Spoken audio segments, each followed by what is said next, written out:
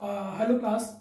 आप लोगों ने अभी तक सॉल्यूशन में कई सारे चैप्टर्स जो थे, सॉल्यूशन चैप्टर में कई सारे जो टॉपिक्स थे उनको कंसिडर किया था।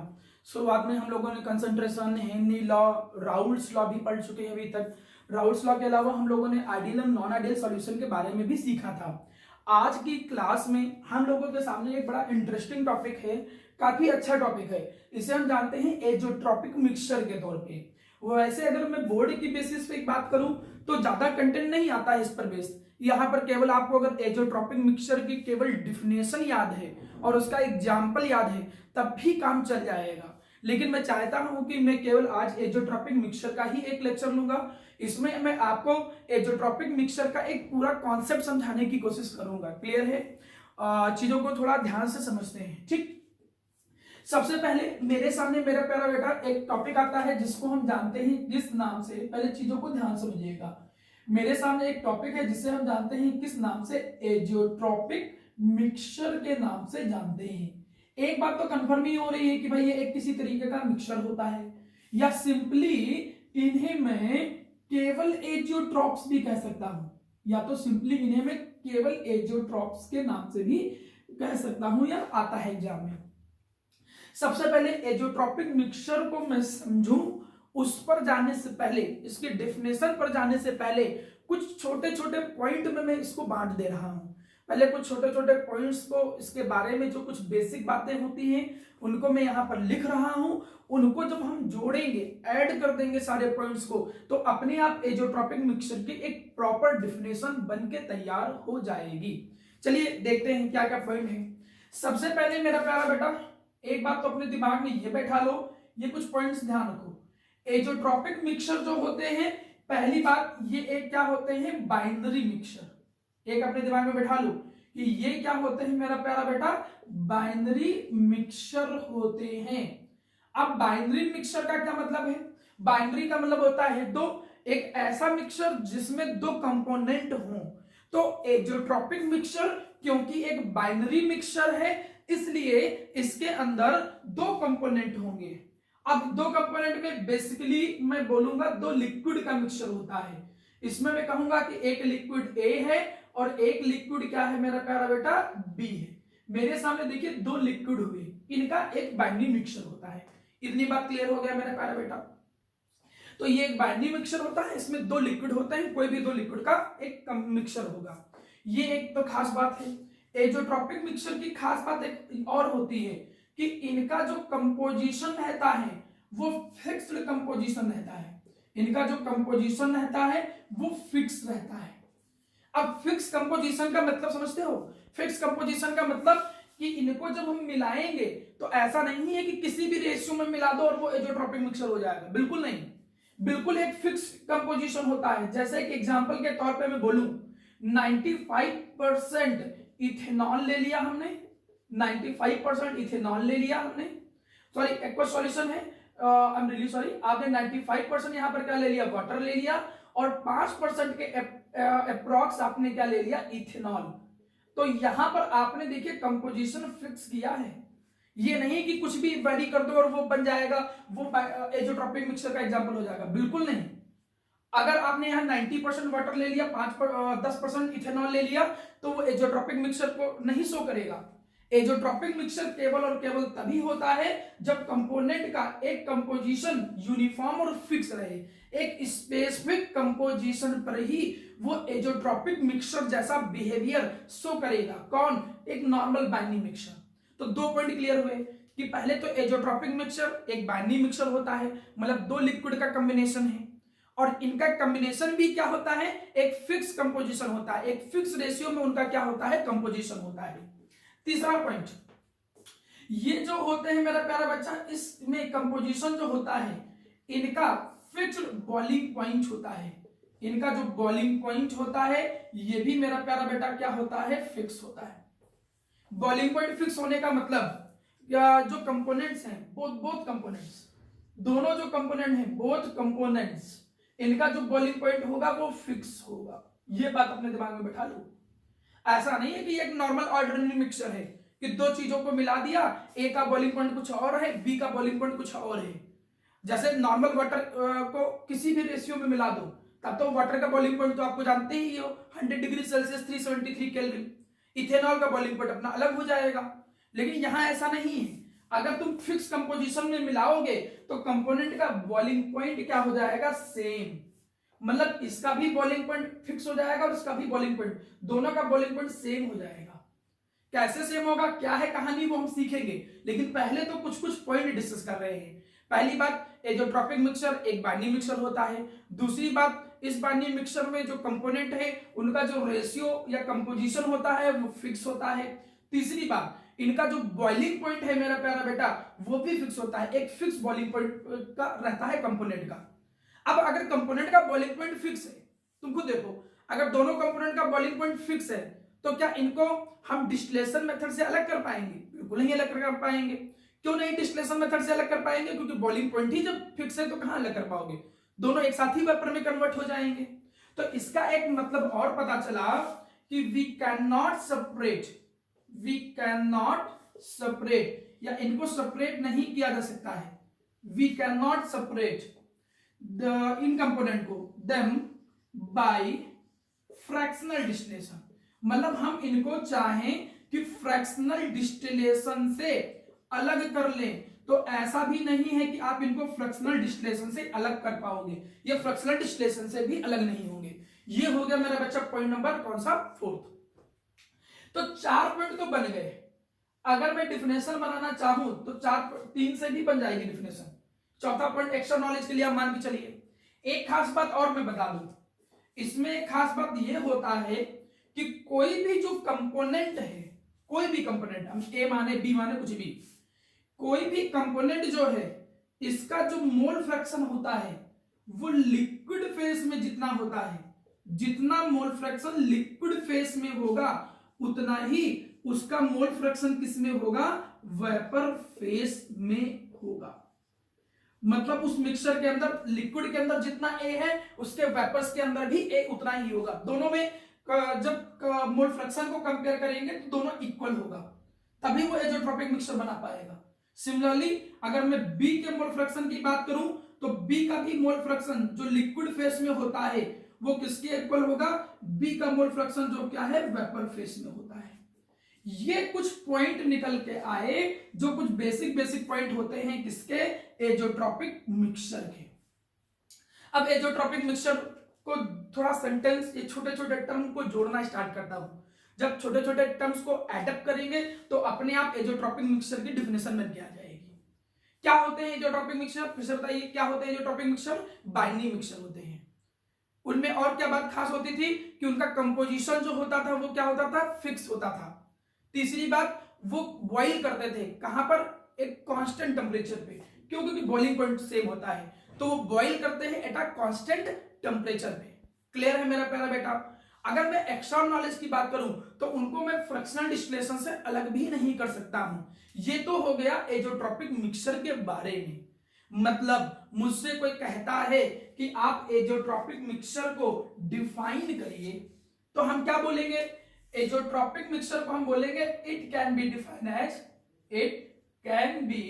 डिफाइन एज, मैं एजोट्रॉपिक मिक्सचर को डिफाइन कर सकता हूं कैसे, एज अ बाइनरी मिक्सचर, मैं उसको बाइनरी मिक्सचर के तौर पे डिफाइन करता हूं। Azeotropic mixture can be define as a binary mixture. ये एक बाइनरी मिक्सचर होता है विच बॉइल्स, जो क्या करता है मेरा बच्चा, बॉइल करता है, which boil at a constant temperature, जो बॉइल करता है एक कांस्टेंट टेम्परेचर पर बॉइल करता है, जो बॉइल करता है कहां पर, एट ए कांस्टेंट टेम्परेचर।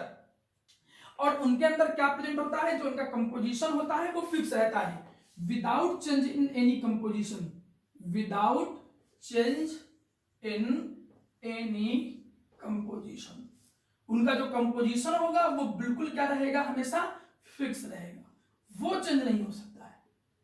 अब ये बात थोड़ा ध्यान दो, ये तो वो डिफिनेशन बनी है, 1 नंबर की इंपॉर्टेंट डिफिनेशन, एग्जाम में आ सकता है, आपसे पूछा जा सकता है, इसलिए इस डिफिनेशन को समझिए। डायरेक्ट अगर रटने की कोशिश करोगे तो एजोट्रॉपिक मिक्सचर की डिफिनेशन नहीं याद हो पाएगी।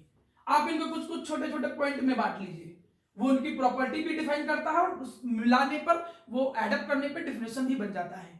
मुझसे किसी ने पूछा कि बताइए एजोट्रॉपिक मिक्सचर क्या होते हैं, हमने सीधे सीधे बोला कि एजोट्रॉपिक मिक्सचर बाइनरी मिक्सचर होते हैं जिनका कंपोजिशन क्या होता है, सेम होता है, और उनके जो कंपोनेंट होते हैं वो कांस्टेंट बॉइलिंग पॉइंट पे क्या करेंगे, इवोपरेट करेंगे, या उनका बॉइलिंग पॉइंट जो रहता है वो फिक्स रहता है। और उनको क्या फ्रैक्शनल डिस्टिलेशन से अलग कर पाओगे? एक नंबर में ऑब्जेक्टिव क्वेश्चन पूछ लेता है, या एक एग्जामिनर भी पूछ लेगा ऐसे वाइवा में कि बताओ क्या मैं एजोट्रॉपिक मिक्सचर को फ्रैक्शनल डिस्टिलेशन से अलग कर सकता हूं? आप कहोगे सर नहीं, मैं एजोट्रॉपिक मिक्सचर को फ्रैक्शनल डिस्टिलेशन से अलग नहीं कर सकता हूं। पूछेंगे क्यों नहीं अलग कर सकता हूं? आप बोलोगे इसलिए अलग नहीं कर सकते हैं क्योंकि उनका बॉइलिंग पॉइंट जो होता है कंपोनेंट का वो सेम होता है, इसलिए उनको अलग नहीं कर सकते हैं। क्लियर है मेरा प्यारा बेटा? तो अब आपके सामने एक डिफिनेशन समझ में आ रही है। मुझसे किसी ने पूछा कि बताइए एजोट्रॉपिक मिक्सचर क्या होते हैं, तो हम सीधी सी भाषा में बोलेंगे azeotropic mixture can be defined as a binary mixture having a constant boiling point without change in any composition. उनका बॉइलिंग पॉइंट कांस्टेंट होगा, उनके कंपोजिशन में कोई चेंज नहीं होगा। ऐसे बाइनरी मिक्सचर को हम जानते हैं किस नाम से? एजोट्रॉपिक मिक्सचर के नाम से, या सिंपली उनको हम कहते हैं एजियोट्रॉप्स। ये तो हो गया मेरा प्यारा बेटा डिफिनेशन के बारे में, ये इनकी प्रॉपर्टी हो गया। अब ये जो पॉइंट हमने लिखा है इसके बारे में थोड़ा समझो। अगर हमने ये कहा है कि माना ये कोई मिक्सचर है बेटा, देख ये हमने कहा कि एक बाइनरी मिक्सचर हमने बनाया। अब इस बाइनरी मिक्सचर में एक एग्जांपल के तौर पे हमने क्या कहा, इस बाइनरी मिक्सचर में हमने क्या कहा कि वही एग्जांपल ले लेता हूं वाटर और इथेनॉल का। अगर जितना मोल फ्रैक्शन, ध्यान सुनिएगा, जितना मोल फ्रैक्शन वाटर का यहां है उतना ही मोल फ्रैक्शन जो होगा वो वेपर में भी होना चाहिए। केवल तभी वो क्या करेगा, एजोट्रॉपिक मिक्सचर का काम करेगा, नहीं तो एजोट्रॉपिक मिक्सचर का काम नहीं करेगा। मतलब मैं कहूं कि वाटर का जो मोल फ्रैक्शन है वो लिक्विड फेस में जितना है उतना ही मोल फ्रैक्शन जो है उसका किसमें है, वेपर फेस में है। ठीक, ये दोनों सेम होने चाहिए। क्लियर है मेरा प्यारा बेटा? दूसरी चीज देखो, अब हमने क्या कहा कि जितना मोल फ्रैक्शन, हमने कहा जितना मोल फ्रैक्शन इथेनॉल का है, इथेनॉल है ना, जितना मोल फ्रैक्शन इथेनॉल का लिक्विड फेस में है उतना ही मोल फ्रैक्शन जो होगा वो इथेनॉल का किसके अंदर होना चाहिए, वेपर फेस में होना चाहिए। ये बात बिल्कुल अच्छे तरीके से दिमाग में बैठा लो मेरा बेटा, ये एक अच्छा पॉइंट है जो आपके काम आ सकता है नीट में या मेडिकल्स की या जो भी आईआईटी के एग्जाम के टाइम। ऑब्जेक्टिव क्वेश्चन में पूछ लेगा, ऐसे ही 4-5 ऑप्शन दे दिया कि ये इसके इक्वल है, ये नॉट इक्वल है, समथिंग कुछ भी, तो कब वो एजोट्रॉपिक मिक्सचर का काम करेगा? एजोट्रॉपिक मिक्सचर का काम केवल और केवल तभी हो सकता है जब लिक्विड फेस में और वेपर फेस में दोनों के मोल फ्रैक्शन इक्वल हो। जब लिक्विड फेस में और वेपर फेस में दोनों कंपोनेंट का मोल फ्रैक्शन इक्वल होगा, केवल और केवल तभी वो कैसा काम कर सकता है, एजियोट्रॉपिक मिक्सचर का काम कर सकता है। बात तो समझ में आई? क्या समझ में आया? एजोट्रॉपिक मिक्सचर क्या होते हैं? Azeotropic mixture can be defined as a binary mixture. ये बाइनरी मिक्सचर होते हैं having a constant boiling point, उनका बॉइलिंग पॉइंट कांस्टेंट होता है, एंड या सेम बॉइलिंग पॉइंट पे वो इवोपरेट करते हैं, and without change in any composition, और उनमें कंपोजिशन में कोई चेंज नहीं होता है। ऐसे मिक्सचर को हम कहते हैं किस नाम से? एजोट्रॉपिक मिक्सचर के नाम से, या सिंपली हम उनको एजियोट्रॉप्स के नाम से भी जानते हैं। ये बात इतनी तो क्लियर हुई मेरा बेटा। अब एक बात समझो, ये जो एजोट्रॉपिक मिक्सचर होते हैं, ये एजोट्रॉपिक मिक्सचर दो तरीके के होते हैं। ये एजोट्रॉपिक मिक्सचर जो है ये मेरा प्यारा बेटा क्या होते हैं, दो तरीके के। एक को बोलते हैं हम लोग मैक्सिमम बॉइलिंग एजियोट्रॉप, और एक को हम लोग जानते हैं किस नाम से, मिनिमम बॉइलिंग एजियोट्रॉप। तो पहला काम यह है कि आप इसकी डेफिनेशन को ध्यान से समझिए, ये जो पॉइंट्स हमने समझाए हैं इनको ध्यान से समझिए, फिर मैं इन दोनों टाइप के एजियोट्रॉपिक मिक्सचर के बारे में डिस्कस करता हूं।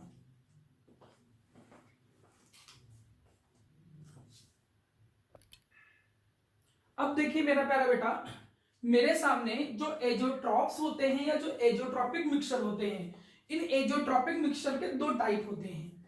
मैं एजोट्रॉपिक मिक्सचर को दो तरीके से डिवाइड कर सकता हूं। एक को मैं कहता हूं मैक्सिमम बॉइलिंग एजोट्रॉप और एक को मैं कहता हूं मिनिमम बॉइलिंग एजोट्रॉप। ये हो गया मिनिमम बॉइलिंग एजोट्रॉप और ये हो गया मैक्सिमम बॉइलिंग एजोट्रॉप।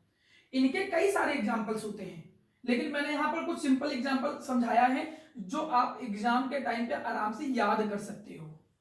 दोनों में मैंने एक्वस सॉल्यूशन यूज कर लिया। एक्वस सॉल्यूशन का मतलब आपको पता है कि जब सॉल्वेंट का काम कौन करे, वाटर। तो यहां पर वाटर भी है, इथेनॉल और वाटर है। यहां पर कौन है, HNO3 और वाटर है। आप ऐसे याद रखिए कि मिनिमम में ज्यादा वाला परसेंटेज का एग्जांपल और मैक्सिमम में कम परसेंटेज वाला एग्जांपल। मतलब 95% एक्वा सॉल्यूशन ऑफ इथेनॉल, ये जो है वो किसका एग्जांपल है, वो मिनिमम बॉइलिंग एजोट्रॉप का है। और 68% of aqua solution of HNO3 वो किसका एग्जांपल है, मैक्सिमम बॉइलिंग एजोट्रॉप का एग्जांपल है। वैसे तो एजोट्रॉप के एग्जांपल बहुत सारे हो सकते हैं।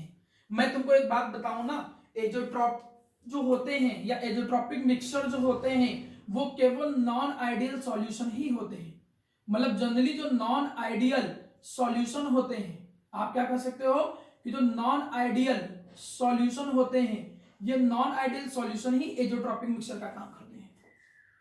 इनमें से इसमें जस्ट उल्टा होता है बेटा, ध्यान सुनोगा, ध्यान सुनिए। मिनिमम बॉइलिंग एजोट्रॉप कौन होता है तुमको मैं बताऊं, ये वो होते हैं जो क्या शो करते हैं, पॉजिटिव डेविएशन।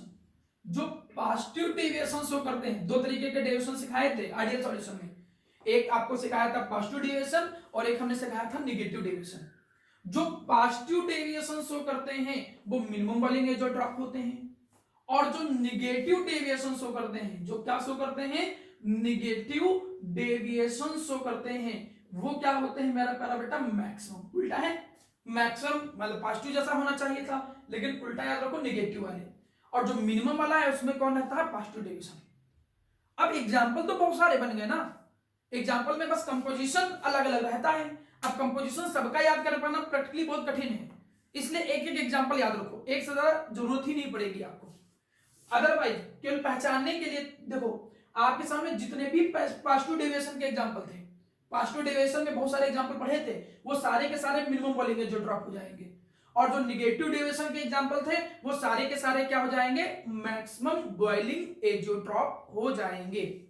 अब मैं इनको थोड़ा सा ग्राफिकली आपको रिप्रेजेंट करने की कोशिश करता हूं। देखिएगा, अगर मैं ग्राफिकली इनको रिप्रेजेंट करूं तो एक एग्जांपल के तौर पे मैंने यहां पर ग्राफ ड्रॉ कर रहा हूं, किसके बीच में, प्रेशर और मोल फ्रैक्शन के बीच में ग्राफ ड्रॉ कर रहा हूं। क्लियर है मेरा प्यारा बेटा, देखिएगा हमने क्या किया, प्रेशर और मोल फ्रैक्शन के बीच में ग्राफ जो है वो ड्रॉ किया, प्रेशर और मोल फ्रैक्शन के बीच में ग्राफ ड्रॉ किया। सेम ग्राफ जो है मैं टेम्परेचर और मोल फ्रैक्शन के बीच में ग्राफ ड्रॉ कर दे रहा हूं। किसके बीच में ड्रॉ कर देना हूं, टेम्परेचर और मोल फ्रैक्शन के बीच में, सेम चीज को। अच्छा, जब आप रेफरेंस में जाते हो तो रेफरेंस में इसका डायग्राम आपको कुछ ऐसा मिलेगा, एजोट्रॉप के डायग्राम कुछ ऐसे मिलते हैं। इस तरीके से डायग्राम अगर हम समझेंगे ना तो थोड़े कॉम्प्लिकेटेड हो जाएंगे, आप इनको दो हिस्सों में ब्रेक कर दीजिए, ठीक, उससे चीजें ज्यादा अच्छे समझ में आएंगी। हमने कहा कि माना ये हो गया वेपर प्रेशर, देख बेटा ये हमने कह दिया माना हो गया वेपर प्रेशर, यहां पर हमने माना क्या मेंशन कर दिया, मोल फ्रैक्शन, यहां पर हमने क्या रिप्रेजेंट कर दिया, मोल फ्रैक्शन। क्लियर, यहां पर मैं टेम्परेचर और मोल फ्रैक्शन के बीच में ग्राफ जो है वो ड्रॉ करने की कोशिश कर रहा हूं। क्लियर, अब अगर इसी से समझिएगा वो अपने आप समझ में आ जाएगा।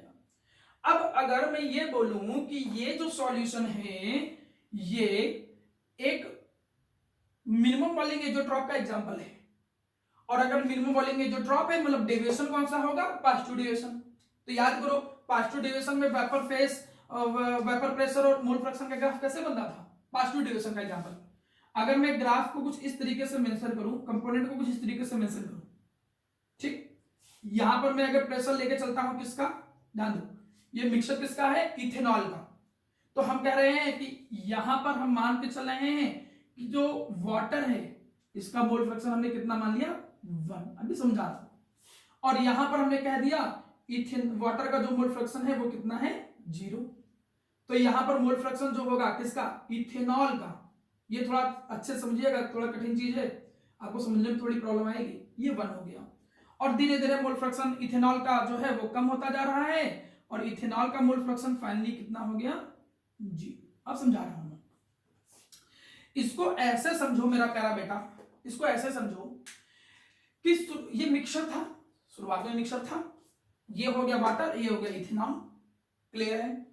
अब मैंने क्या कहा प्यारा बेटा कि ये अभी तो एक आइडियल सॉल्यूशन जैसा बिहेव है, अभी ये कैसा है आइडियल सॉल्यूशन जैसा। मैं आइडियल नहीं बनाऊंगा, मैं पार्शियल डेरिवेशन भी शो करूंगा, लेकिन समझाने के लिए यहां पर चूंकि वाटर है नहीं, जब वाटर है नहीं केवल इथेनॉल है, तो एक्चुअली में ये जो होगा ये प्योर कंपोनेंट ऑफ इथेनॉल का पार्शियल प्रेशर होगा। जो ग्राफ में देखो उसमें समझा रहा था आइडियल और नॉन आइडियल वाले केस में, और यहां पर केवल इथेनॉल है तो पार्शियल प्रेशर केवल इसका होगा, प्योर कंपोनेंट का। अब क्योंकि वाटर यहां पर 0 है, अब तुम देख क्या रहे हो कि वाटर जो है उसका मोल फ्रैक्शन बढ़ता जा रहा है, यहां पर केवल वाटर है तो जो पार्शियल प्रेशर होगा वो किसका होगा, केवल वाटर का होगा। अब इन दोनों में हम अगर ये देखें कि भाई ये लाइन नीचे है, ये लाइन ऊपर क्यों है, या ये पॉइंट नीचे है, ये पॉइंट ऊपर क्यों है। क्लियर। तो एक बात समझ लो, जो पार्शियल प्रेशर होता है वाटर का वो किसके कंपैरिजन में, इथेनॉल के कंपैरिजन में ज्यादा होता है। कारण क्या है, इथेनॉल में अल्कोहल के मॉलिक्यूल हाइड्रोजन बॉन्ड के थ्रू या इसका जो मोलर मास है वो भी ज्यादा है, तो जो वंडरवॉल फोर्स होते हैं इसके कारण इथेनॉल के मॉलिक्यूल आपस में ज्यादा अट्रैक्टेड रहते हैं। ज्यादा अट्रैक्टेड रहने के कारण इनका जो प्रेशर है या इनका जो वेपर प्रेशर है वो वाटर के कंपैरिजन में कम है। तो ये एक नॉर्मल ग्राफ है। अगर मैं डिस्कस करूं आइडियल का, यहीं पे मैं अगर पॉजिटिव डेविएशन की बात करूं, यहीं पे मैं कहूं कि भाई पॉजिटिव डेविएशन का जो ग्राफ था वो बनेगा कैसे, तो पॉजिटिव डेविएशन का ग्राफ बना दे रहा हूं। आपने देखा होगा पॉजिटिव डेविएशन कुछ इस तरीके से शो करता था, ये पॉजिटिव डेविएशन कुछ इस तरीके से क्या करता था, शो करता था। क्लियर है मेरा प्यारा बेटा। अब चीजों को थोड़ा ध्यान से समझिएगा, यहां पर चीजों को थोड़ा सा ध्यान से समझने की जरूरत है।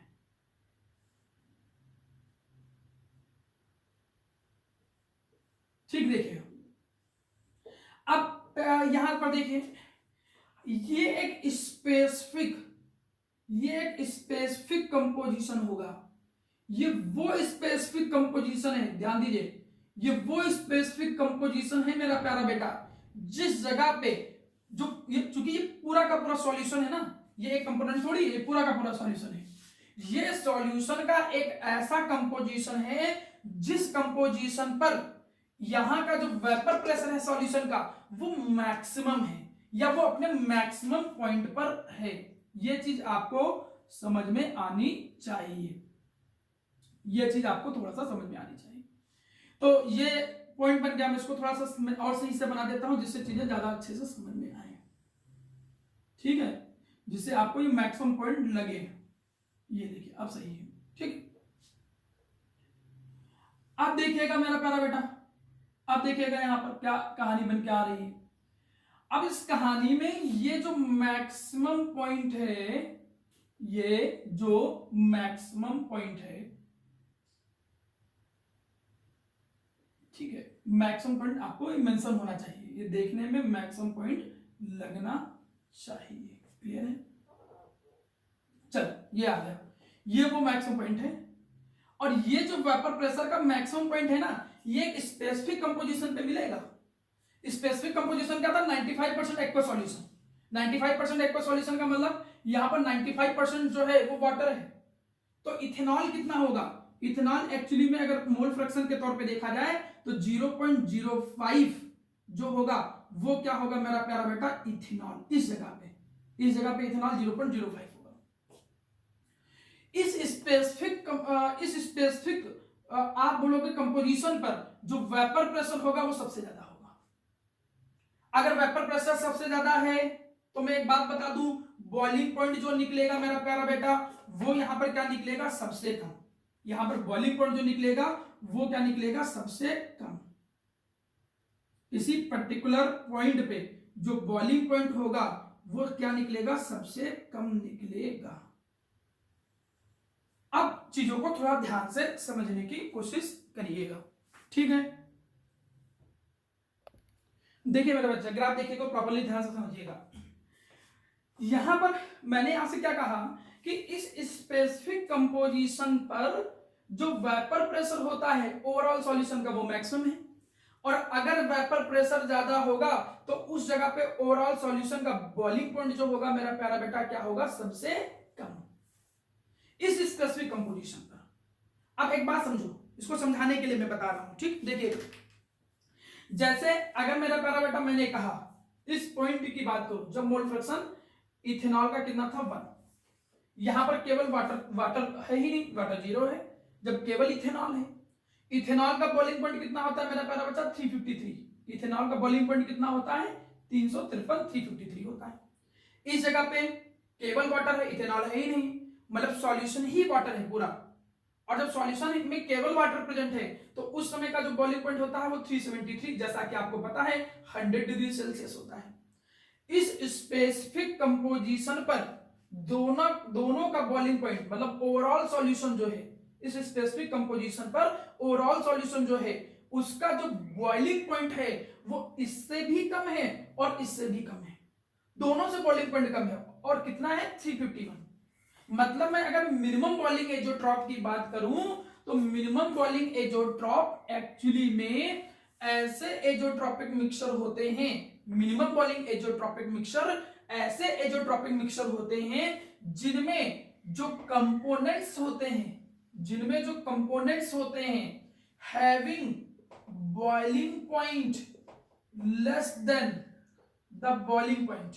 अब मैं चीजों को सुधारता हूं, आप बोलोगे कि मिनिमम बॉइलिंग एज़ोट्रॉप्स जो होते हैं ये ऐसे एज़ोट्रॉपिक मिक्सचर होते हैं जिनमें जो एज़ोट्रॉपिक मिक्सचर है या जो सॉल्यूशन है उस सॉल्यूशन का बॉइलिंग पॉइंट, सॉल्यूशन का जो बॉइलिंग पॉइंट होता है, solution having boiling point less than both of the component, दोनों कंपोनेंट से, बोथ ऑफ द कंपोनेंट, दोनों कंपोनेंट से जो बॉइलिंग पॉइंट होगा मेरा प्यारा बेटा क्या होगा, कम होगा।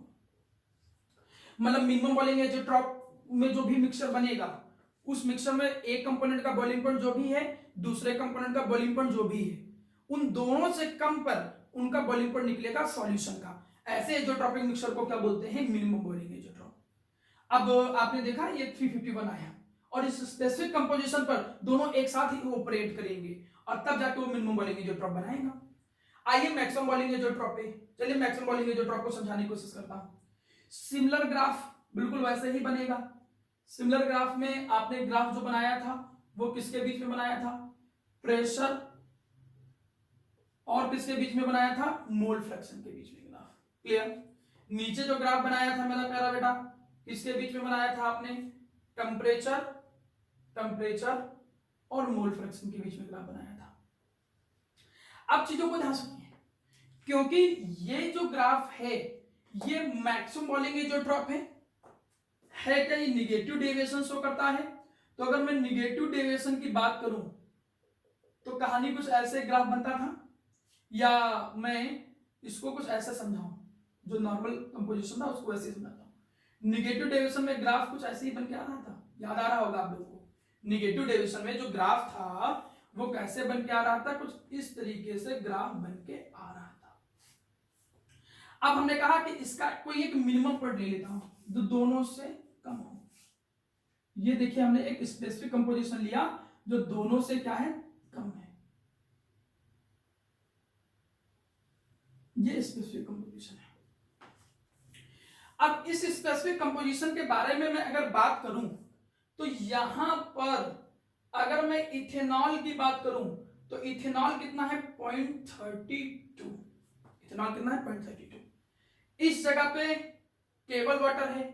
इथेनॉल का जो मोल फ्रैक्शन है यहां पर कितना है मेरा प्यारा बेटा, 0। बिल्कुल सिमिलरली वहां यहां पर इथेनॉल जो है इसका मोल फ्रैक्शन कितना है, 1, और वाटर जो है उसका मोल फ्रैक्शन कितना हो जाएगा, 0। अब जब मोल फ्रैक्शन इतना रहेगा, केवल इथेनॉल हो वाटर 0 हो, तब भी वो एज़ोट्रॉपिक मिक्सचर का काम नहीं करेगा। यहां पर कुछ अलग जो दोनों का कंपोजिशन है वो अलग है। यहाँ पे कंपोजिशन अलग है, लेकिन वो एजोट्रॉपिक का काम नहीं कर रहा है। एजोट्रॉपिक का काम कब कर रहा है? 32% पे। 32% मतलब क्या हो गया कि जब HNO3 32% हो, तो आई एम रियली सॉरी, हमने इथेनॉल बना दिया, आप HNO3 को यहाँ पर बनाइए। ये HNO3 मोल फ्रैक्शन किसका है? HNO3 का, 0। अब हमने क्या कहा कि जब HNO3 यहाँ पर 32% होगा और वाटर कितना होगा? 68%, उस पर्टिकुलर पॉइंट पे सबसे मिनिमम पॉइंट आ रहा है, सबसे नीचे वाला पॉइंट, और वहां पर वो एजोट्रॉपिक मिक्सचर को क्या करेगा? शो करेगा। अब बात सीधी सी है, अगर वो इस जगह पे वेपर प्रेशर जो है वो कम है, तो इस जगह पे जो बॉइलिंग पॉइंट निकल के आएगा मेरा प्यारा बेटा, इस जगह पे जो बॉइलिंग पॉइंट निकल के आएगा वो क्या निकल के आएगा? ज्यादा। जब केवल HNO3 होता है तो HNO3 का जो बॉइलिंग पॉइंट होता है वो कितना होता है? 359। ये हमने बना दिया, यहां कितना होता है? 359 केल्विन। और जब केवल वाटर होता है तो उसका जो बॉइलिंग पॉइंट है वो हमने यहां पर बना दिया, कितना? 373 केल्विन, जब केवल वाटर होता है। अब यहां पर इस पॉइंट पे, इस पर्टिकुलर कंपोजिशन पर जो बॉइलिंग पॉइंट होगा वो दोनों से ज्यादा निकलेगा, दोनों से बॉइलिंग पॉइंट होगा वो ज्यादा आएगा। मतलब ग्राफ को अगर मैं मेंशन करूं तो ये ग्राफ का पॉइंट कुछ ऐसे जाएगा, ये ग्राफ का पॉइंट कुछ ऐसे जाएगा, ठीक। ये देखिए,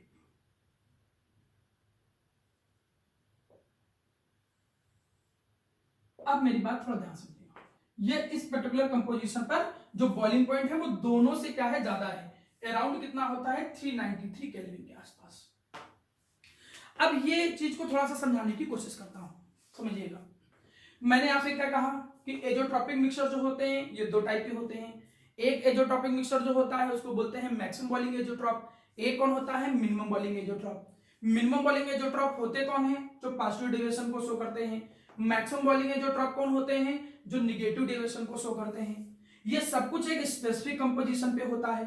मिनिमम बॉइलिंग एजोट्रॉप की मैं एक बात बोलूं, मिनिमम बॉइलिंग एजोट्रॉप में जो मिक्सचर है उसका जो बॉइलिंग पॉइंट होता है वो दोनों के कंपोनेंट से कम निकल के आता है। दोनों के कंपोनेंट का बॉइलिंग पॉइंट देखो, 353 था इथेनॉल का, 373 था किसका? 373 किसका था? वाटर का। और ये जो मिक्सचर है उसका जो बॉइलिंग पॉइंट आया है वो इन दोनों से ही क्या निकल के आया है मेरा प्यारा बेटा? मैक्सिमम बॉइलिंग एजोट्रॉप ऐसे मिक्सचर होते हैं जिसमें मिक्सचर का जो बॉइलिंग पॉइंट होता है वो दोनों कंपोनेंट के बॉइलिंग पॉइंट से क्या होता है? ज्यादा, और फिक्स बॉइलिंग पॉइंट होता है। ये भी 393 पे बॉइल करेगा, ये वाला भी जो होगा क्या कहते हैं HNO3 और वाटर दोनों इस कंपोजिशन पर 393 पे ही क्या करेंगे? बॉइल करेंगे। सिमिलरली इथेनॉल और जो वाटर है वो दोनों के दोनों 351 पे क्या करेंगे? इवोपरेट करेंगे। ये आपके दो टाइप हो गए, एक को हमने नाम दिया मिनिमम बॉइलिंग एजोट्रॉप और एक को हमने क्या नाम दिया? Maximum boiling azeotrope. क्लियर है मेरा प्यारा बच्चा? अब जब मैं बात करता हूं केवल बोर्ड को कंसिडर करते हुए, तो बोर्ड में केवल और केवल आपके काम में डिफिनेशन ही याद रहे बहुत है, प्लस इनका एग्जाम्पल याद रहे, उतने से काम चल जाएगा। क्या था? एजोट्रॉपिक मिक्सचर क्या थे? एजोट्रॉपिक मिक्सचर ऐसे मिक्सचर थे जो ऐसे बाइंडिंग मिक्सचर थे जो कांस्टेंट बॉइलिंग पॉइंट पे इवोपरेट करते थे, फिक्स कंपोजिशन होता था। ये खास बात आपको समझ में आई। इसके अलावा ये दो तरीके के होते हैं, एक मैक्सिमम बॉइलिंग एजोट्रॉप और एक कौन सा होता है? Minimum boiling azeotrope. Maximum boiling azeotrope और मिनिमम बॉइलिंग एजोट्रॉप दोनों के एग्जांपल याद होने चाहिए। मैक्सिमम बॉइलिंग एजोट्रॉप कौन होते हैं? जो नेगेटिव डेविएशन शो करते हैं। मिनिमम बॉइलिंग एजोट्रॉप कौन होते हैं? जो पॉजिटिव डेविएशन शो करते हैं। मिनिमम बॉइलिंग एजोट्रॉप में 95% एक्वस सॉल्यूशन था, मैक्सिमम बॉइलिंग एजोट्रॉप में 68% जो HNO3 का एक्वस सॉल्यूशन था। ये आपको याद रखना है। इनकी definitions maximum minimum boiling azeotrope के बारे में और उनका एग्जांपल, इतनी चीज आपके बोर्ड को पॉइंट ऑफ व्यू से जरूरी है। मैंने इसकी ग्राफिकल अप्रोच सिखाई है जिससे चीजें समझ में आए। आपको पता चल गया कि मिनिमम बॉइलिंग एजोट्रॉप में एक स्पेसिफिक कंपोजिशन पर मिक्सर में जब स्पेसिफिक कंपोजिशन होता है, उस स्पेसिफिक कंपोजिशन में दोनों कंपोनेंट का या मिक्सचर का जो बॉइलिंग पॉइंट है वो दोनों कंपोनेंट से क्या निकल के आता है? कम। एक स्पेसिफिक कंपोजिशन पर जो मिक्सचर है उसका बॉइलिंग पॉइंट दोनों कंपोनेंट से क्या रहता है, ज्यादा। ऐसे मिक्सचर्स को जो सेम बॉइलिंग पॉइंट पे बिना टूटे एक फिक्स कंपोजिशन पर इवेपोरेट करते हैं, ऐसे मिक्सचर को हम नाम देते हैं एजियोट्रॉपिक मिक्सचर। इसको एक बार दोबारा वीडियो को ध्यान से देखिएगा। इसके बारे में जो कॉन्सेप्चुअल क्वेश्चन है वो बहुत ज्यादा नहीं होते हैं, प्रैक्टिस करेंगे आपको अच्छे से समझ में आ जाएंगे।